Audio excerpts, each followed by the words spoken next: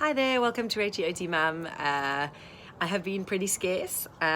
You'll probably know from the news there's a state of civil unrest in South Africa, and KwaZulu-Natal, where I live, it's particularly bad. So my past week has really been about survival. We had to flee our home on Monday night. We stayed with friends a couple of nights. It's really been a focus on how to get food to the people we love and care about.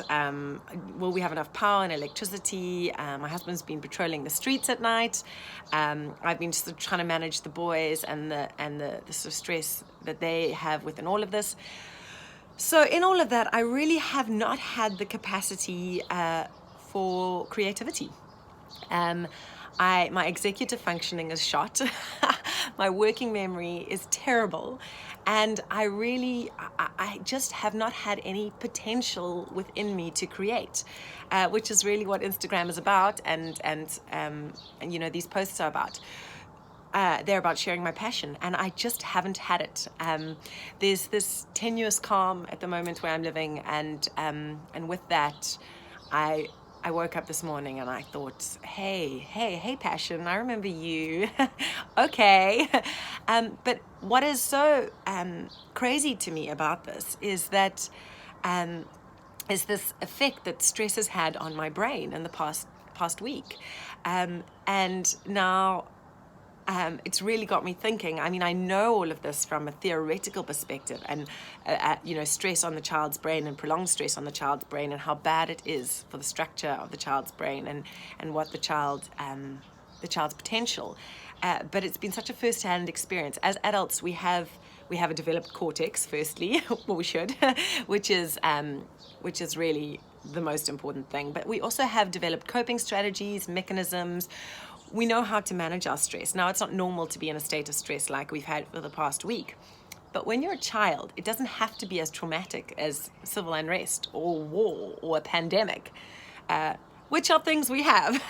It doesn't have to be that traumatic. It can just be your sensory experience of the world. It can just be emotional dysregulation.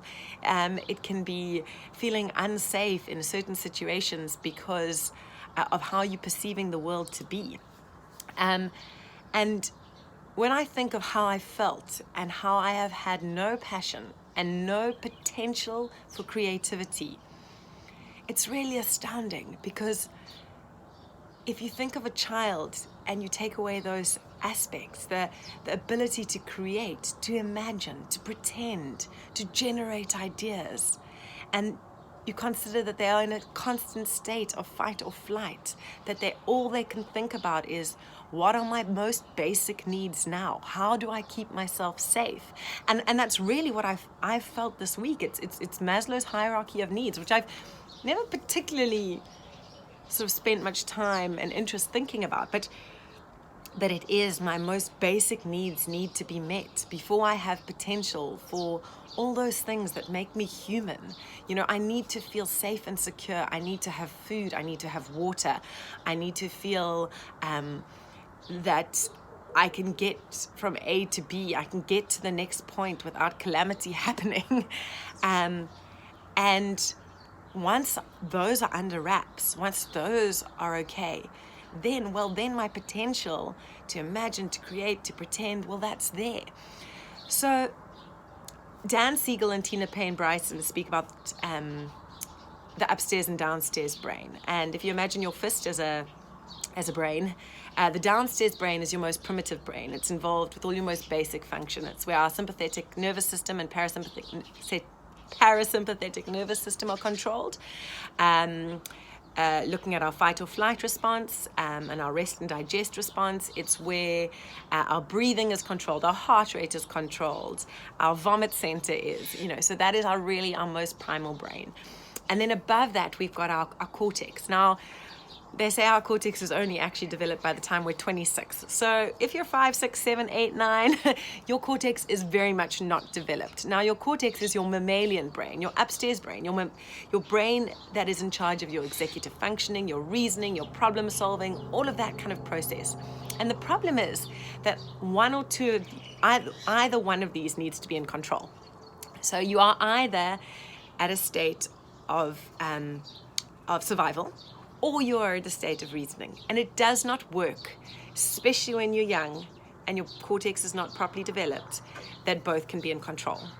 And so, if anything, this week has really shown me with our children, with the children I work with my own children, that managing that most primitive brain and helping it to regulate could be the singularly most important thing that we do as parents and teachers and nannies and caregivers and grandparents. Because if we can do that, we allow them the potential of their cortex. And if we can't do that, well, we rob them really of their passions, of their creativity, of their imagination, which is where the true beauty of humanity comes from. So this is just a post about regulation and my own regulation over this last week of trauma, and how that if you can hold on to one thing as a parent, it's help your child to regulate, help them to feel calm. If you help them to feel calm, the cortex can be in control. So that's my thought for the week. I hope I'll be connecting again more over this week. Hopefully things are stabilizing a little bit. Hopefully my passion is coming back. I can feel it and my need to connect and to share. But yeah, sending light and love to everyone in the world. We need a lot of it.